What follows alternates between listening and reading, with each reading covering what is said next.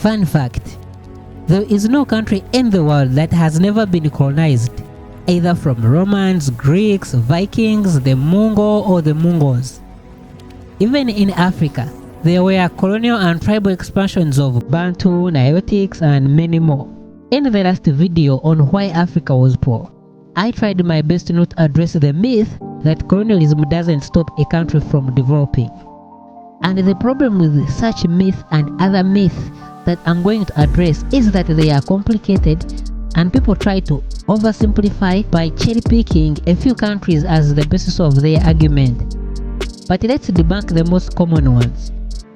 Modern colonialism at its fundamental is the extraction of resources for the colonizers at the expense of natives. Since the modern colonizer doesn't have intention of settling, all the strategies and the methods are about extracting resources with little or no consideration of the natives.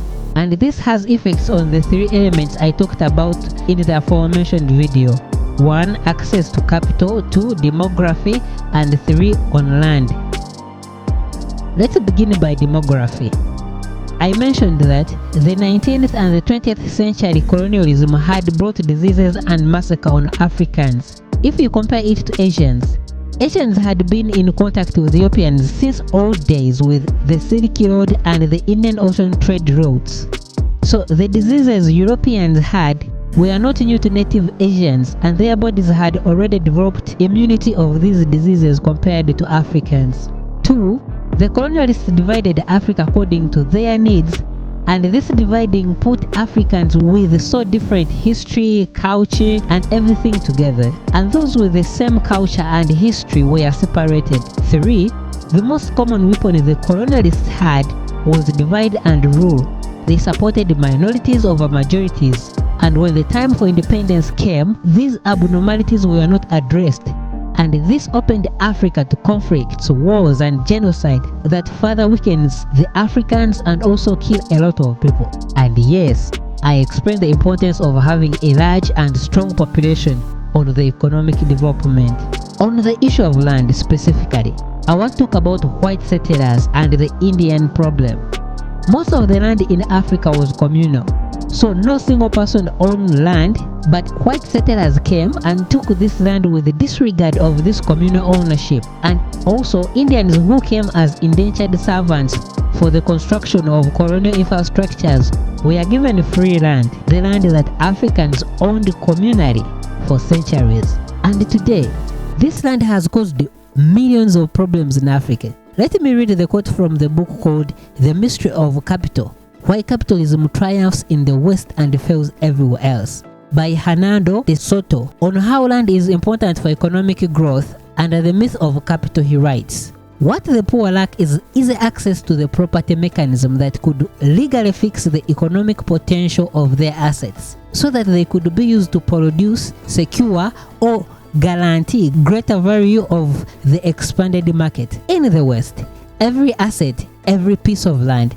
every house, every chattel is formally fixed in updated records governed by rules combined in the property system. Most African countries are still grappling with the land system that colonialism left behind, which can't be used effectively to generate capital or even value African property and homes at their exact value."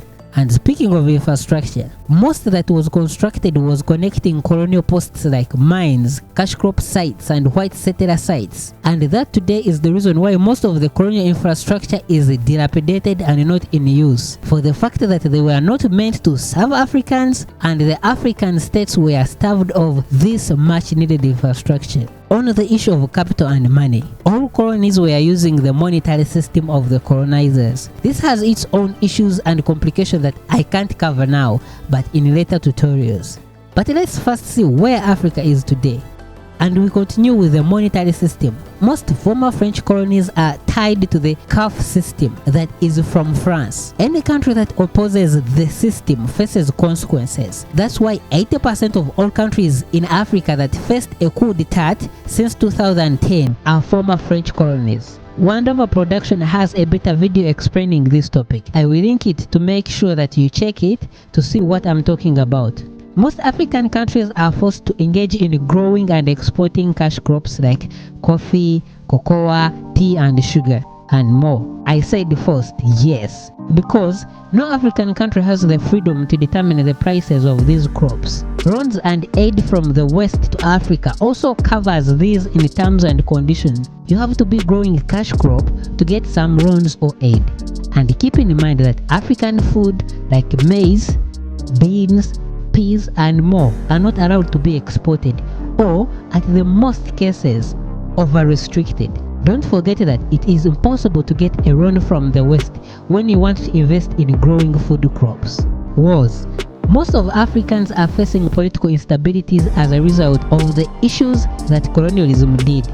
I talked about that. And countries that didn't face instabilities like Kenya, Botswana have been doing better than their counterparts. Leadership. I have a video on the works explaining in details about the nature of African leaders, how they come to power and maintain their power in a larger part as a result of colonialism. Subscribe and turn on the notification so when it is published, you're notified. Hence, I'm always annoyed with the people who always say colonialism is not a problem and doesn't affect economic growth. Yes, it doesn't, but it affects all the factors that favors economic growth. And when you name countries like Singapore and Malaysia, also name their history. Singapore was used as a business hub for the colonizers. They were not trying to exploit resources, and also how many ethnic groups are in Singapore. Myth 2. Corruption. Is Africa corrupt? Yes, Africa is very corrupt, and I'm not here to try to deny or undermine the negative effects of corruption, both on service delivery and governance.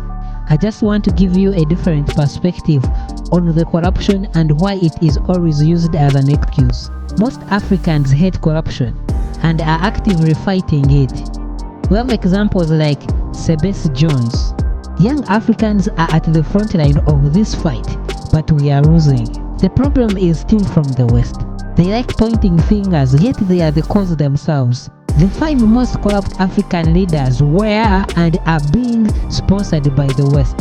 Leaders like Mobutu Sisoko, who got millions of funding and military support from the West, were never mentioned as dictators or corrupt.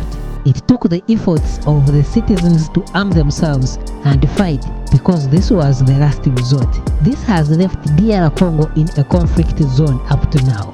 Yes, corrupt leaders have a strong support from the countries who claim to criticize them. As natives, it becomes hard to fight them. Their agenda is to root Africa at all costs. And since the agenda of these corrupt leaders aligns with the West agenda, it's all well and good. If Africans try to rise against these bloodthirsty monsters, we again end up in a genocide. Another perspective is, what is corruption? Because when you start getting into details, then the line becomes blurry. In the West, robbing is regarded legal, in that the recipient of this money are visible and accountable. But this is a stupid way of saying I'm corrupt. Look at me, what are you going to do? The main reason for corruption is to influence the person, and robbing has done exactly that. Companies and rich individuals in the West are untouchable as a result. The difference between African corruption and corruption in the West is how legal it is. Let me give you another perspective. China also is regarded higher in corruption, but can you say China is poor? We have some African countries with lower corruption than China, but are still poor. Corruption is a tool to shut down conversation when we start asking questions like unfair trade agreements, multinational companies, racist loans and aid, and more that directly affect the African economic growth. 3. Geography. The geography issue comes in arguments like vast deserts, limited navigable rivers, and tropical diseases can create hurdles in economic growth. This is a ridiculous argument. Here's why. The history of the world did start in 18th or 19th century.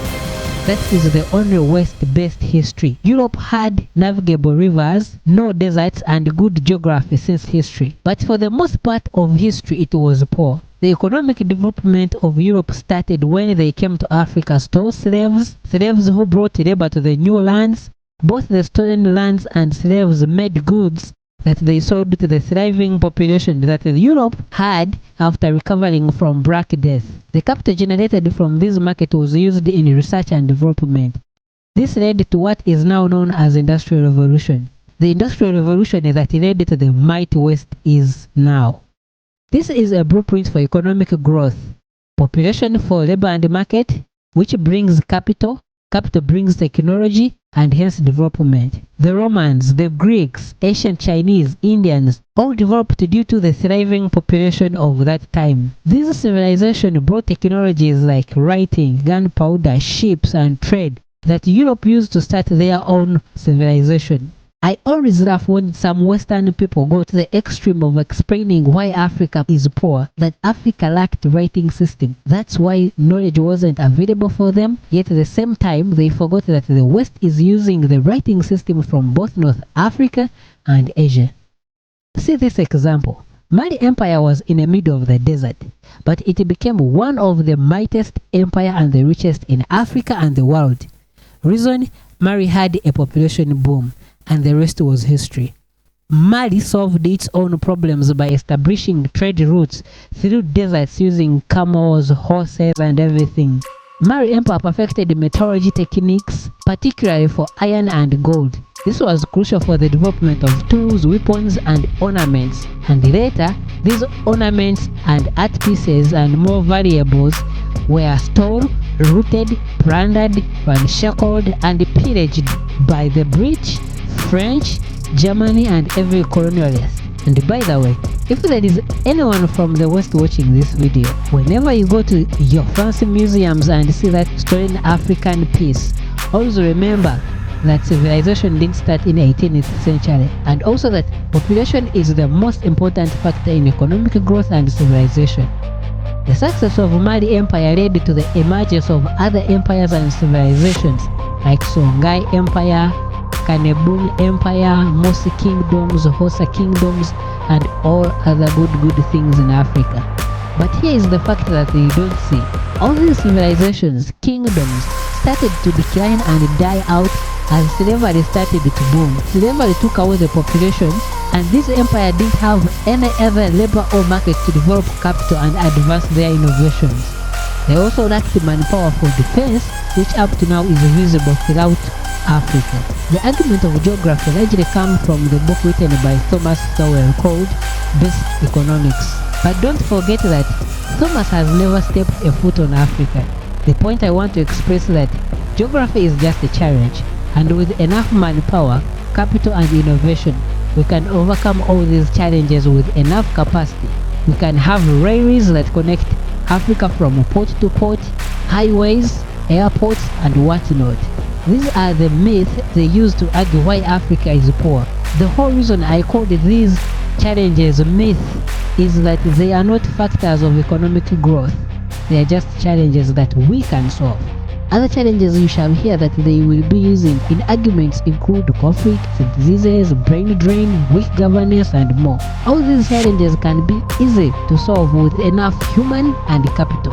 So why does the West downplay its effects on the four factors of economics? The effects of the West is through either slavery and colonialism, terms and conditions on the agreements and contracts with Africa, and finally interfering in African politics with military actions and more. The problem of Botswana. I want to address the problem of Botswana in regard to other African countries. There is a major problem with using Botswana to shut down critics. They say Botswana was colonized, but it's prosperous, so other countries should shut up. Botswana has the least corruption in Africa, so due to corruption, some other African countries are poor because of corruption. Botswana had never had conflict since independence, so other African countries should work on their actions and stop war. They shall be rich. All these are fallacies. There are very many statistics about Botswana that are very different from other African countries, and they are peculiar. I will focus only on the ones that affect economic development and economic growth. 1. The population of Botswana is 2.3 million as of this recording. For reference, 38 cities in Africa have more population than the whole of the country combined. And the most of these cities are not even capital cities and include like Giza in Egypt, Kano in Nigeria, Daura in Cameroon, Mwanza in Tanzania. The problem with such cities with a large number of population is unpredictable and fast-growing population on young countries is they put pressure on social services and governance, which leads to slums and ghettos and problems related to such like crime and violence. 2. The average medium age in Botswana is about 24 years compared to 18 years in general Africa. We saw the problem with having a young population in the last video. 3. 72.22% of the population of Botswana is in urban centers, which makes it easier to provide services and development. To compare the rest of sub-Saharan Africa, the urbanization in Africa is 41.83%. 4. The Swa people make about 79% of the people, with the Karanga people making about 11%. This makes the country less diverse and less prone to tribal conflict like in other African countries. The more you look at the Botswana population, the more you see the difference that it is from other African countries. 5. The economy of Botswana is dominated by two major fragile industries of tourism and mining. These industries are based on external factors that are unpredictable. Don't get me wrong, I root for Botswana and I want it to grow and diversify its economy. But the position it is in now reminds me of where Libya was in the 1970s and 90s. Botswana is an outlier with its own set of challenges and opportunities. We always have to address these in these arguments. Hey, this video is already running long enough for me to continue ranting on these issues. But don't let them play down the important issues that are limiting African growth and prosperity, as we discussed in the first video. And if you have reached this far in this video, I want to appreciate your efforts. There are a lot of personal challenges and shortages that we are facing to be able to compete with these big channels that end up doing propaganda on Africa. But you standing with us and watching this video to the end is really appreciated. Such efforts help us grow, which in turn helps us invest in our channel to have a great quality. If you could subscribe and share this video, really helps us to grow, as YouTube only uses matrices, not the information in the video, to recommend it to other people. Thanks. Let us meet later.